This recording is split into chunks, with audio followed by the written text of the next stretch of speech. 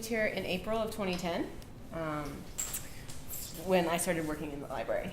They've never lived in the U.S. except for like when we go back for about, a few weeks in the summer. So this is like the world that they know. We only arrived last year. We didn't know anybody before arriving, and Adia was born here in November, 2 months after we arrived, and it was great to have this community around us. We previously lived in Vermont, so I think that was in a small village of maybe 10,000 people. I think that raising children in the Arab world is pretty much like raising children everywhere else. I think there might be a difference between raising children in Abu Dhabi. Are we in Abu Dhabi? Between raising children in Abu Dhabi and raising children, say, maybe in downtown Cairo. That would be a big difference. But as it is here, it's pretty straightforward. Because she's so small, I don't think that she's aware of of a lot of things. So it's certainly not being in the Arab world. She's been to Belgium, she's been to the US, to a few places, but I don't think she's yet able to realize that she's traveling around the world. I definitely behave differently with the girls on campus as from what I do when we're in the States.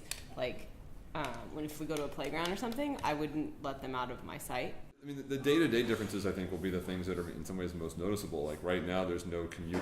Like they take an elevator downstairs to their school, and we're never more than like 3 minutes away if we need to come and pick them up. Yes, I do think it's a bubble. They just go downstairs to go to school, and then we go to work just in C2, in the building next door, and we probably get off campus maybe Friday and Saturday, usually. Mm-hmm. Well, we're leaving the bubble soon, because in the fall, Anna will go to school. So I'm very happy to be in the bubble. I think we would feel more isolated if we were living outside of campus, in town. But I mean, the interesting piece about being on campus in terms of the bubble, though, is that, like, in some ways this is, like, the perfect example of kind of the, like, 1950s America, like, Leave It to Beaver world, in the sense that, like, this is the place where it's completely safe for kids to just run around. That's true. No one is afraid of any danger. And they all know each other. Like, it's a community where you actually know everybody. There are plenty of other families with children the age of Adia, and a lot of mutual support. When the kids are this age, they come home, they can go over to their friend's house. It's like kind of living in an apartment complex in downtown New York. Although it's obviously radically different. Despite all of that, it's true that we don't always feel that we live, in the city, or that we're part of the city so much. So I think that would be the main difference. She spent time at 2 days a week at the daycare, so she has a lot of friends. And my son has friends upstairs.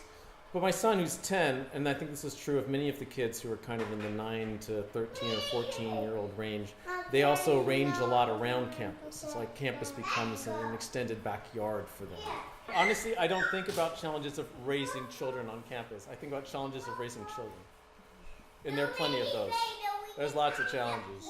Sleep's a big one. Well, traveling with little kids is tough because, like, the jet lag on them just, like, destroys them. When Beth was pregnant with Addie, our younger daughter, there were, I think, 9 families between campus life and the library that were all pregnant basically simultaneously.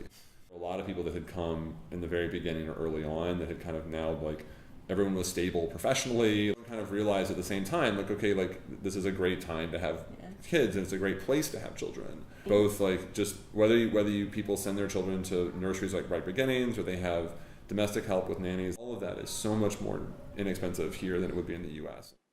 We try and Skype with both of our parents like once a week. At points it's been like even like 3 or 4 times a week, like when Anna was really interested in Skype and things like that.